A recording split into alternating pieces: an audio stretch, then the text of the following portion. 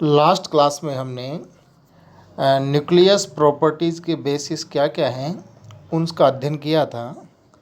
और आज हम कुछ नाभिकीय मॉडल को लेंगे कि नाभिक किस प्रकार का है।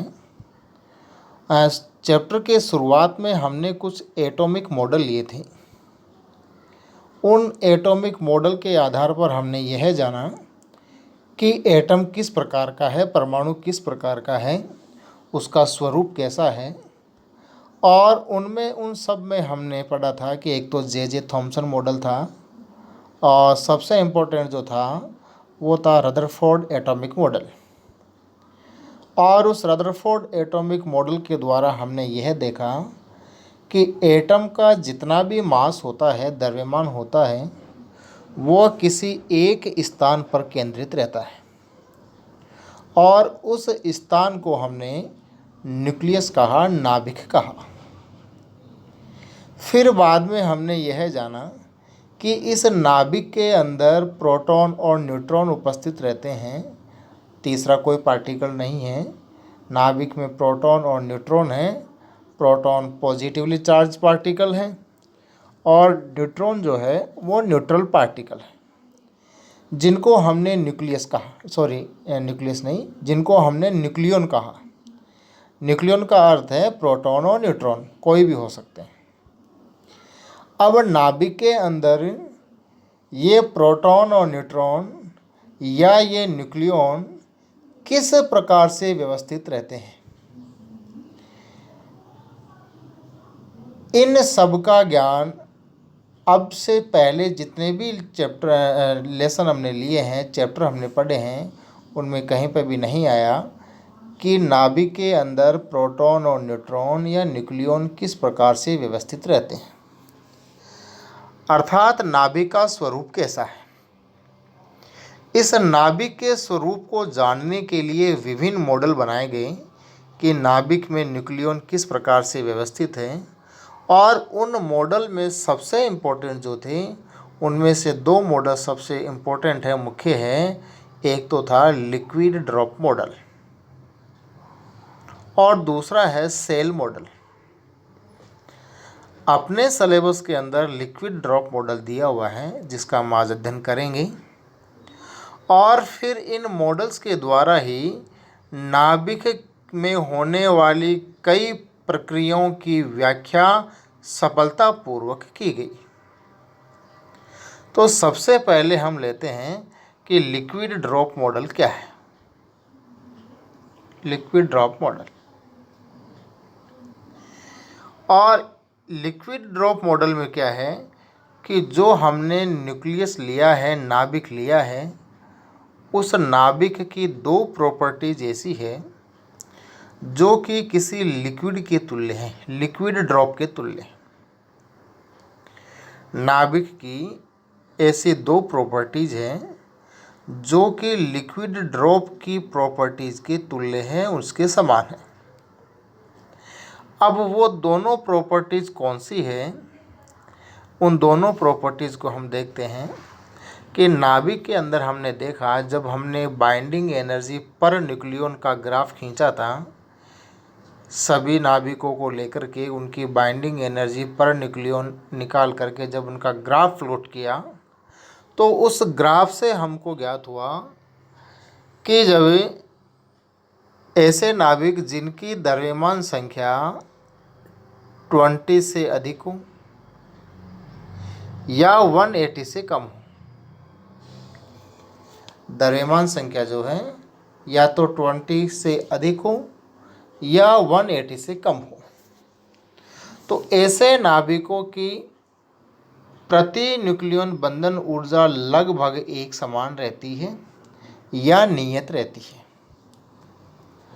तो उस आधार पर हम कह सकते हैं कि बाइंडिंग एनर्जी पर nucleon is equal to constant, नियत है। या हम यह कह सकते हैं कि बाइंडिंग एनर्जी है वह द्रव्यमान संख्या या न्यूक्लियनों की संख्या के समानुपाती रहती है, प्रोपोर्शनल रहती है। एक प्रॉपर्टी तो ये है। क्या प्रॉपर्टी है कि नाभिक की टोटल बाइंडिंग एनर्जी उसकी द्रव्यमान संख्या के प्रोपोर्शनल रहती है। पहली प्रॉपर्टी तो ये। दूसरी प्रॉपर्टी जो है, इसी प्रकार से हम देखते हैं कि नाभिक का जो आयतन है, वॉल्यूम, वो वॉल्यूम भी द्रव्यमान संख्या के प्रोपोर्शनल रहता है। अर्थात जितनी अधिक द्रव्यमान संख्या होगी, नाभिक का वॉल्यूम भी उतना ही अधिक होगा। या जिस रेशियो से या जिस प्रकार से द्रव्यमान संख्या परिवर्तित होती है, उसी प्रकार से नाभिक का वॉल्यूम भी परिवर्तित होता है। कहने का अर्थ है कि यदि द्रव्यमान संख्या कम हो रही है तो नाभिक का वॉल्यूम भी कम होगा, और यदि द्रव्यमान संख्या बढ़ रही है तो नाभिक का वॉल्यूम भी बढ़ता है, एक दूसरे के प्रोपोर्शनल है। और इससे हम ये कह सकते हैं, किससे, कि जैसे जैसे द्रव्यमान संख्या बदलती है उसी प्रकार से वॉल्यूम बदलता है। अर्थात नाभिक की डेंसिटी कांस्टेंट रहती है। नाभिक की डेंसिटी कांस्टेंट रहती है, क्योंकि कांस्टेंट कैसे रहती है, डेंसिटी होती है मास पर यूनिट वॉल्यूम। क्लियर? मास किसका है? टोटल न्यूक्लियनों की संख्या का। अर्थात जैसे जैसे न्यूक्लियन की संख्या में वृद्धि होती है, वैसे वैसे द्रव्यमान भी बढ़ता जाएगा, और उसी अनुपात में वॉल्यूम भी बढ़ता है, क्योंकि V प्रोपोर्शनल A अभी हमने लिया है। अर्थात ये दोनों जिस प्रकार से परिवर्तित होते हैं, या तो बढ़ेंगे या कम होंगे, लेकिन दोनों का रेशो जो है, मास पर यूनिट वॉल्यूम, वो कांस्टेंट रहता है। अर्थात नाभिक का घनत्व लगभग एक समान रहता है। तो दूसरी प्रॉपर्टी ये आई। पहली प्रॉपर्टी तो क्या थी कि नाभिक की बंधन ऊर्जा प्रति न्यूक्लियन कांस्टेंट रहती है, या नाभिक की टोटल बाइंडिंग एनर्जी उसकी द्रव्यमान संख्या के प्रोपोर्शनल रहती है। और सेकंड प्रॉपर्टी क्या आई कि नाभिक का घनत्व समान रहता है। दो प्रॉपर्टीज हैं। ये दोनों प्रॉपर्टीज एक लिक्विड ड्रॉप की प्रॉपर्टीज के समान है। लिक्विड ड्रॉप की प्रॉपर्टीज में क्या होगा, नाभिक की जो दो प्रॉपर्टीज हमने ली है, उसमें नाभिक को तो आप कन्वर्ट कर दो लिक्विड ड्रॉप से, कि नाभिक की जगह लिक्विड ड्रॉप है, और जहाँ द्रव्यमान संख्या ली है वहाँ हम वाटर एटम या मॉलिक्यूल ले लेते हैं, और फिर वाटर लिक्विड की एनर्जी निकालें और उसकी डेंसिटी देखें तो वो कांस्टेंट आती है, एक जैसी रहती है। किस प्रकार से? जैसे न्यूक्लियस की रहती है। अर्थात नाभिक की जो हमने ये दो प्रॉपर्टीज़ ली है, ये दोनों प्रॉपर्टीज़ एक लिक्विड ड्रॉप की प्रॉपर्टीज़ के तुल्य है। ये तो हुई दोनों में समानताएं, और इन दोनों समानताओं की वजह से, प्रॉपर्टीज़ की समानताओं की वजह से, बोर ने एक मॉडल दिया न्यूक्लियस का कि नाभिक किस प्रकार का है। और बोर ने क्या बताया कि नाभिक एक समान तथा हाई डेंसिटी वाले नॉन कंप्रेसिबल लिक्विड ड्रॉप के समान माना जा सकता है। जैसे यहाँ लिखा है बोल्ड लाइन में, नाभिक एक समान तथा अत्यधिक घनत्व वाले असंपीड्य द्रव्य बूंद के समान माना जा सकता है। इसे नाभिक का लिक्विड ड्रॉप मॉडल कहते हैं। तो ये तो हुआ नाभिक का लिक्विड ड्रॉप मॉडल। और फिर इसी लिक्विड ड्रॉप मॉडल के आधार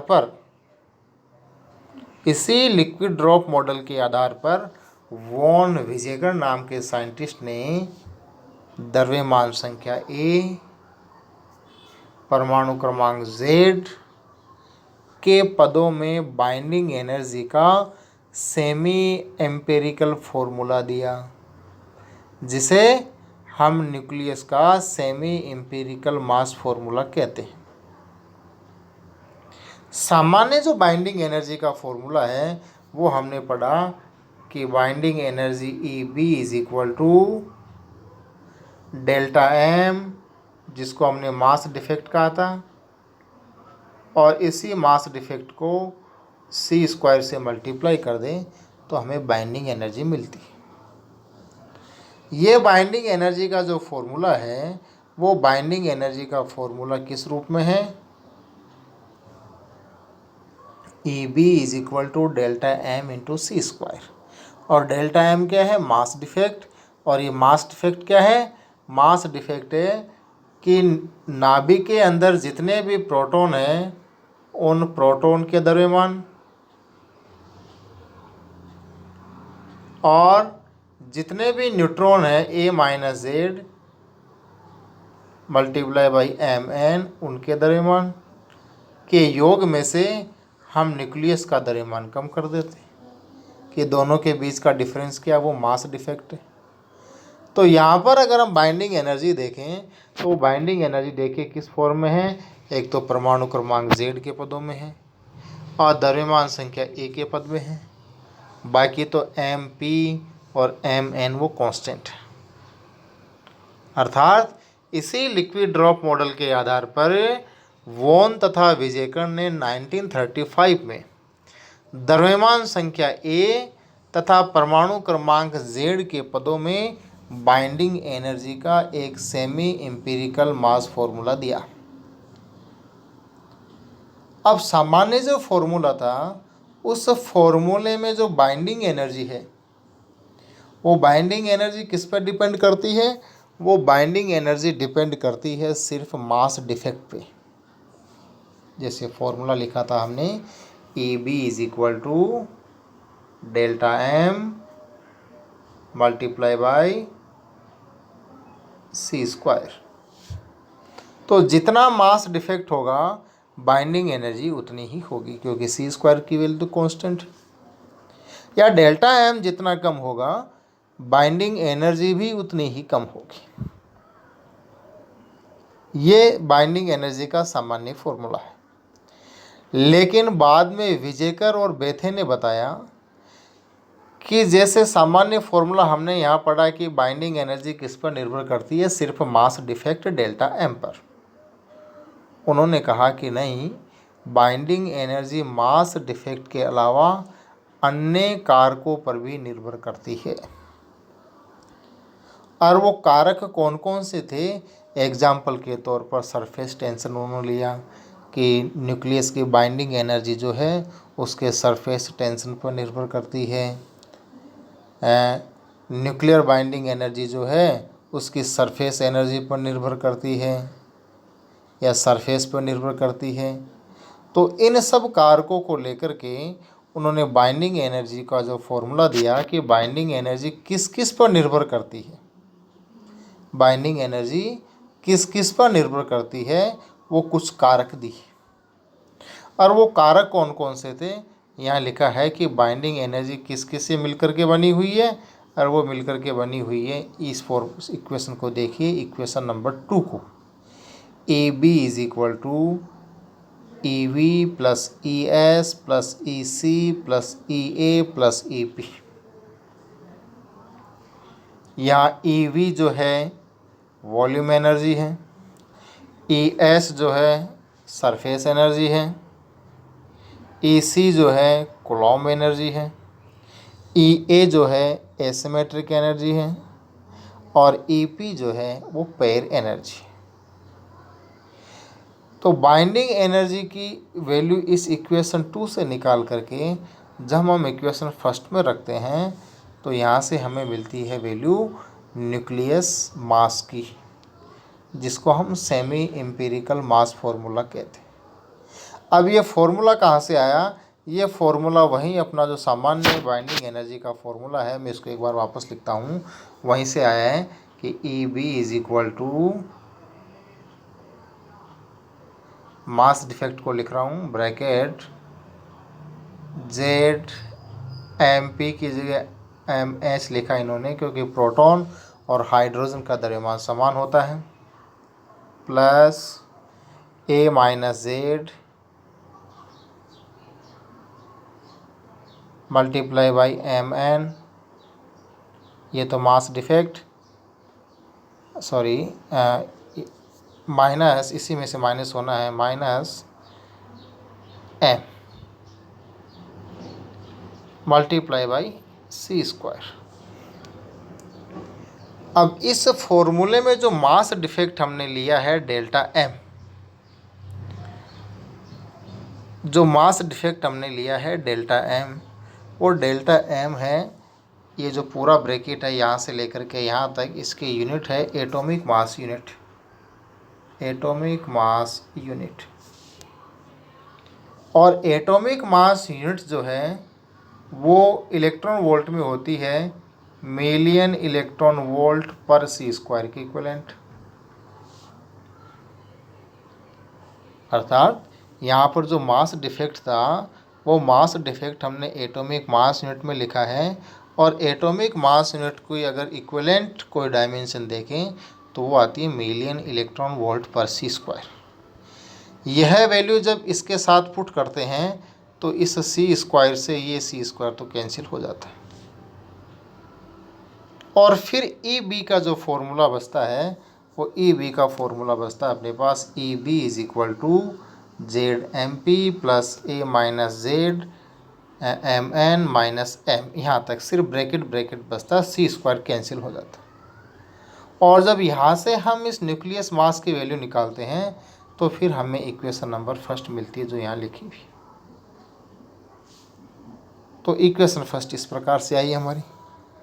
अब इस इक्वेशन फर्स्ट में जो अपने लिखा है माइनस ई बी, वो है बाइंडिंग एनर्जी, और बाइंडिंग एनर्जी किस किस कारक पर निर्भर करती है, वो कारक लिए इक्वेशन नंबर सेकंड में, कि ये बाइंडिंग एनर्जी वॉल्यूम पर डिपेंड करेगी, सरफेस पर डिपेंड करेगी, कोलॉम्ब एनर्जी पर डिपेंड करेगी, एसिमेट्रिक एनर्जी पर डिपेंड करेगी, और पेयर एनर्जी पर डिपेंड करेगी।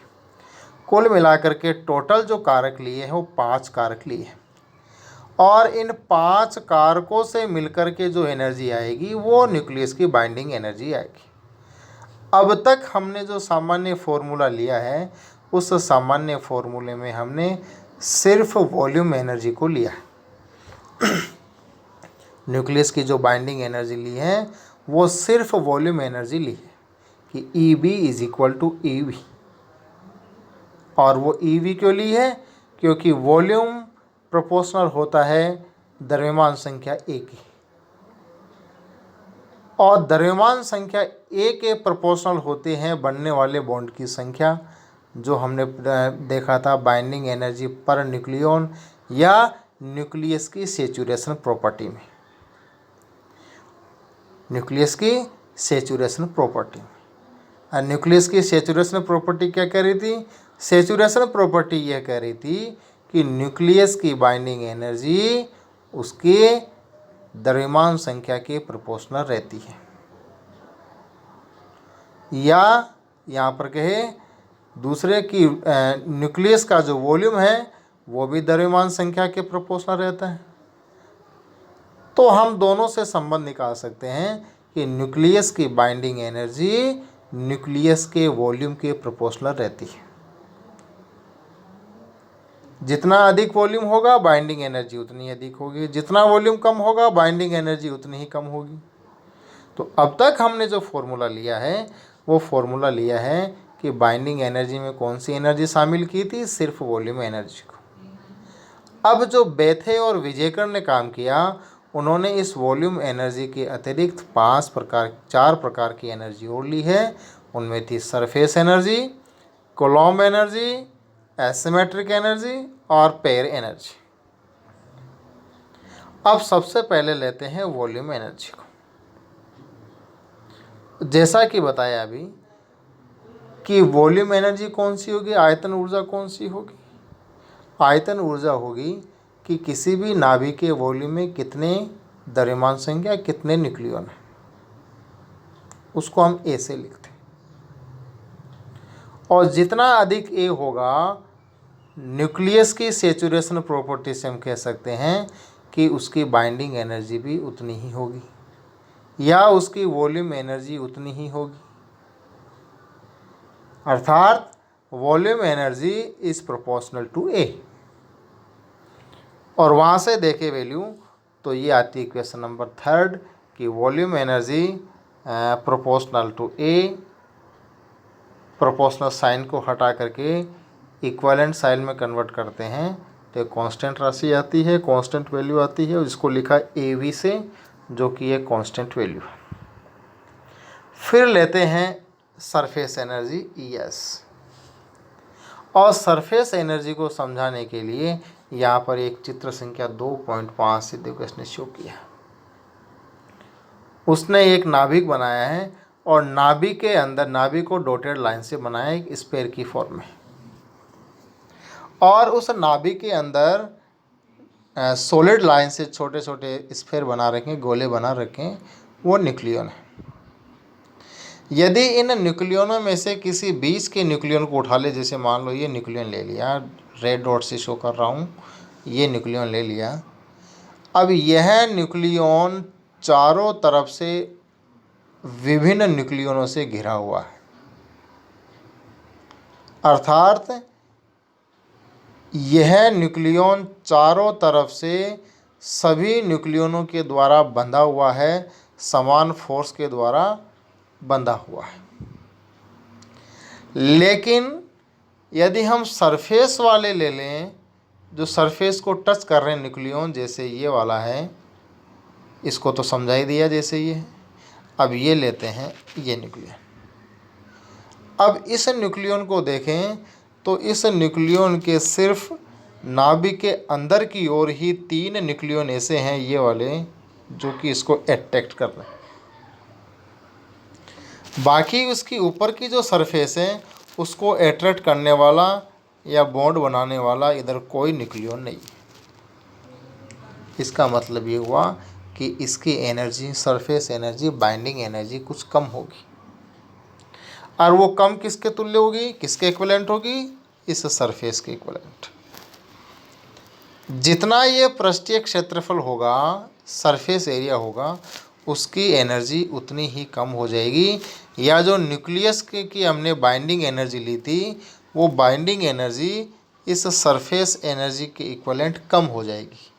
कम इसलिए हो जाएगी क्योंकि ऊपर, इस सरफेस के ऊपर इस न्यूक्लियन को अट्रैक्ट करने वाला कोई न्यूक्लियन नहीं है।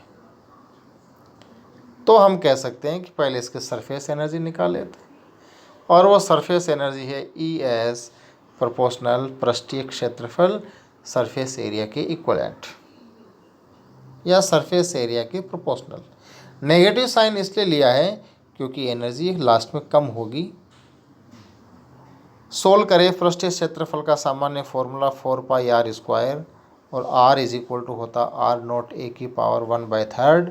जब इसको फॉर्मूले में फिट करते हैं और प्रोपोर्शनल साइन को इक्विवेलेंट साइन में कन्वर्ट करते हैं, तो हमारे पास इक्वेशन नंबर आती है 4। A S is equal to minus A S A की पावर 2/3। ये हुई अपनी सरफेस एनर्जी। अब लेते हैं कूलॉम्ब एनर्जी। कूलॉम्ब एनर्जी पढ़ने से पहले हम वापस चलते हैं न्यूक्लियर फोर्स पे, वापस चलते हैं न्यूक्लियर फोर्स पे, नाभिकीय बल पर। और नाभिकीय बल की हमने रेंज देखी थी कि 1.5 से लेकर के 2 फर्मी तक नाभिकीय बल की रेंज, न्यूक्लियर फोर्स की रेंज, कि जब न्यूक्लियन के बीच की डिस्टेंस 1.5 से लेकर के 2.0 फर्मी तक रहती है, तो न्यूक्लियनों के बीच में जो फोर्स लगता है वो कौन सा होता है, न्यूक्लियर फोर्स।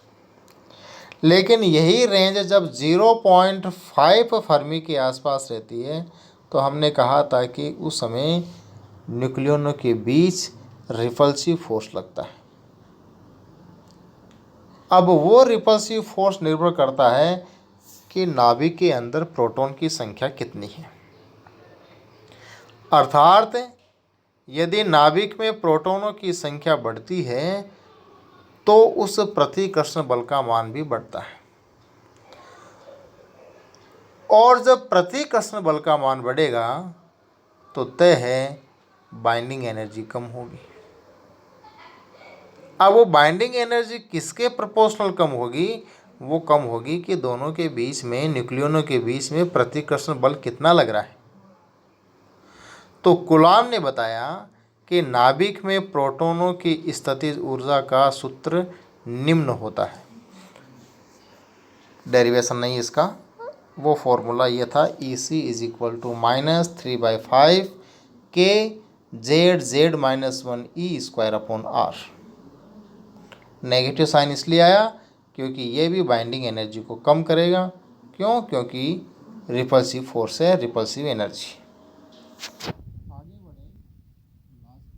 होता है EC is equal to -AC Z-1 upon A⁻⁻⁻, equation number 5। Fourth जो कंपोनेंट है वो है एसिमेट्रिक एनर्जी। और एसिमेट्रिक एनर्जी को हम सामान्यतः समझ सकते हैं सेगर चार्ट जो था उससे। और सेगर चार्ट क्या कहता है? जब विभिन्न नाभिकों की प्रोटॉन संख्या और न्यूट्रॉन संख्या को लेकर के हमने ग्राफ खींचा तो उस ग्राफ से ज्ञात हुआ कि जब न्यूट्रॉन की संख्या और प्रोटॉन की संख्या का रेशियो लगभग इकाई के आसपास रहता है तो ऐसे नाभिक स्थायी नाभिक होते हैं। और स्थायी नाभिक होने का अर्थ है उनकी बाइंडिंग एनर्जी बहुत अधिक होती है। लेकिन जब भारी नाभिकों की ओर बढ़ते हैं तो भारी नाभिकों में क्या होता है कि न्यूट्रॉनों की संख्या प्रोटॉनों की संख्या से अधिक हो जाती है। और जब अधिक हो जाती है तो N/Z रेशियो जो है वो >1 हो जाता है। और >1 होते ही फिर वो जो नाभिक है वो अस्थायी वाले रीजन में आ जाता है कि उसका स्थायित्व कुछ कम हो जाता है। और इस प्रभाव को कहते हैं एसिमेट्रिक इफेक्ट। एसिमेट्रिक इफेक्ट क्या है? कि नाभिक में न्यूट्रॉनों की संख्या प्रोटॉनों की संख्या से अधिक हो जाए तो नाभिक का स्थायित्व कम होता जाता है, कम हो जाएगा, जिसको हम एसिमेट्रिक इफेक्ट कहते हैं। और नाभिक का स्थायित्व कम होने का अर्थ है उसकी बाइंडिंग एनर्जी कम हो जाएगी। क्लियर? अब यह जो बाइंडिंग एनर्जी है ये किस प्रकार से कम होगी? यह कम होगी कि एक तो उस नाभिक में न्यूट्रॉन कितने बढ़ गए, जिसको हम कहते हैं न्यूट्रॉन एक्सेस, न्यूट्रॉन आधिक्य।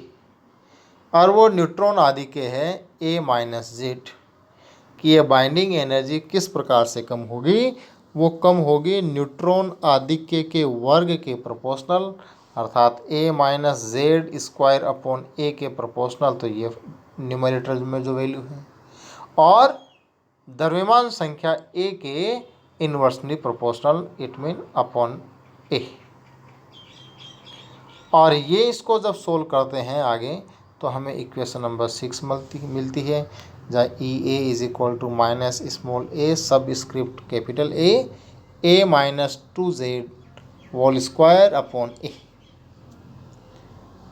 लास्ट में जो आती है वो आती है अपनी पेयरिंग एनर्जी, युग्मन ऊर्जा। इसमें क्या बताया कि कुछ नाभिक ऐसे होते हैं कि वो मोस्ट स्टेबल होते हैं, कुछ नाभिक ऐसे होते हैं कि वो अनस्टेबल होते हैं, और कुछ नाभिक ऐसे होते हैं जो मोस्ट स्टेबल और अनस्टेबल के बीच में आ जाते हैं, जिनको हम इंटरमीडिएट स्टेबल कहते हैं। अब मोस्ट स्टेबल तो कौन से होंगे? कि ऐसे नाभिक जिनमें प्रोटॉन व न्यूट्रॉन की संख्या इवन होती है, सम होती है। ऐसे नाभिक जिनमें प्रोटॉन और न्यूट्रॉन की संख्या इवन होती है, सम होती है, वो मोस्ट स्टेबल न्यूक्लियाई होते हैं। और यदि ये दोनों ही कण कौन से, प्रोटॉन और न्यूट्रॉन ओड हो, विषम संख्या में हो, तो वे अनस्टेबल होते हैं, मोस्ट अनस्टेबल कह सकते हैं। इसमें कुछ अपवाद भी है, उनको छोड़ दिया जाए तो ऐसे नाभिक जिनमें प्रोटॉन और न्यूट्रॉन की संख्या जो है ओड नंबर हो तो वो अस्थायी होते हैं। अब लेकिन अगर प्रोटॉन और न्यूट्रॉन में से कोई एक पार्टिकल विषम संख्या में हो, ऑड नंबर हो और एक इवन नंबर हो तो ऐसे न्यूक्लियाई इंटरमीडिएट स्टेबल न्यूक्लियाई होते हैं। तो न्यूक्लियनों के इस युग्मन प्रभाव को ध्यान में रखते हुए कि प्रोटॉन और न्यूट्रॉन की संख्या ओड है, इवन है या दोनों में से कोई एक ओड है एक इवन है, तो इस युग्मन प्रभाव को ध्यान में रखते हुए फर्मी ने बाइंडिंग एनर्जी का जो फॉर्मूला दिया या बाइंडिंग एनर्जी को जिस रूप से संशोधित किया वो वैल्यू थी EP is equal to -AP/3/4। Equation number 7 ये कि बाइंडिंग एनर्जी इस प्रकार से कम हो जाएगी। अब निर्भर करता है AP की वैल्यू की बाइंडिंग एनर्जी बढ़ेगी या कम होगी in form of pairing energy, और it's depend only on AP constant value. अब AP की वैल्यू 0 होगी यदि द्रव्यमान संख्या A विषम है, जैसे 0 होगी तो ये पार्ट हट जाएगा बाइंडिंग एनर्जी में से। AP is equal to value लिखिए -33.5 मिलियन इलेक्ट्रॉन वोल्ट। कब? जबकि दोनों ही प्रोटॉन और न्यूट्रॉन इवन नंबर हो, और जैसे ही AP की नेगेटिव वैल्यू हम इक्वेशन नंबर 7 में रखते हैं तो EP की वैल्यू पॉजिटिव हो जाती है, पेयरिंग एनर्जी की वैल्यू पॉजिटिव हो जाती है। और पॉजिटिव होने का अर्थ है ये पार्ट न्यूक्लियस की बाइंडिंग एनर्जी को बढ़ा देगा। लास्ट वैल्यू है AP is equal to +33.5 million electron volt, लेकिन कब? जबकि प्रोटॉन संख्या और न्यूट्रॉन संख्या दोनों ही विषम हो। जब यह वैल्यू हम इक्वेशन नंबर 7 में रखते हैं तो वैल्यू नेगेटिव मिलेगी, और नेगेटिव वैल्यू मिलने का अर्थ है कि ये पार्ट बाइंडिंग एनर्जी को, न्यूक्लियस की बाइंडिंग एनर्जी को कुछ कम कर देगा। तो जब ये पांचों पार्ट जब हम इक्वेशन में रखते हैं बाइंडिंग एनर्जी वाले में, इक्वेशन नंबर कितनी है देखते हैं।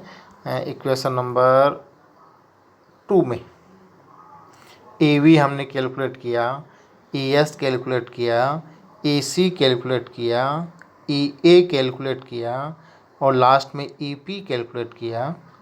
इन सबको कैलकुलेट करने के बाद में जब हम इसमें रखते हैं तो हमें इक्वेशन नंबर मिलती है 8, ये वाली, सॉरी इक्वेशन नंबर 8 ये।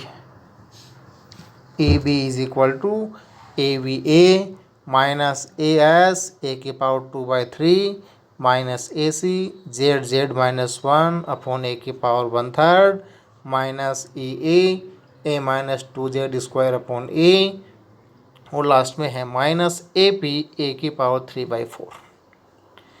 जब इस वैल्यू को हम इक्वेशन नंबर 1 पे रखते हैं जहां हमने न्यूक्लियस का मास निकाला है किस फॉर्म में, किस यूनिट में, मिलियन इलेक्ट्रॉन वोल्ट में, तो वहाँ पर रखने पर हमारे पास लास्ट में इक्वेशन आएगी इक्वेशन नंबर 9 ये वाली।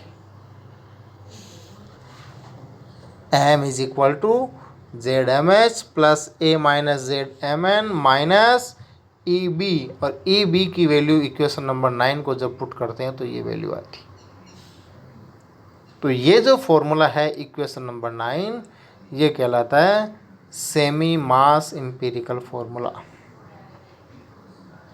या एम्पिरिकल मास फॉर्मूला। किसका? न्यूक्लियस का।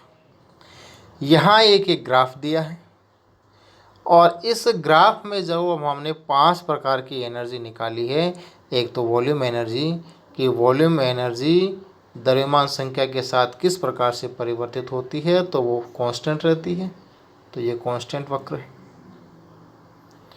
कूलॉम सरफेस एनर्जी किस प्रकार से चेंज होती है, वो सरफेस एनर्जी यहाँ दी है। कूलॉम एनर्जी किस प्रकार से चेंज होती है उसका ग्राफ दिया है। एसिमेट्रिक एनर्जी द्रव्यमान संख्या के साथ किस प्रकार से परिवर्तित होती है वो दिया है।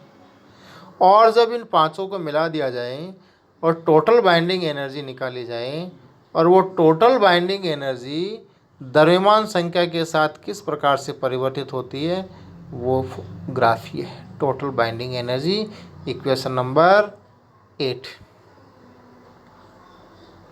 तो ये तो हुआ अपना semi empirical mass formula of A nucleus. Next topic जो है वो अब हम नेक्स्ट क्लास में देखेंगे। धन्यवाद।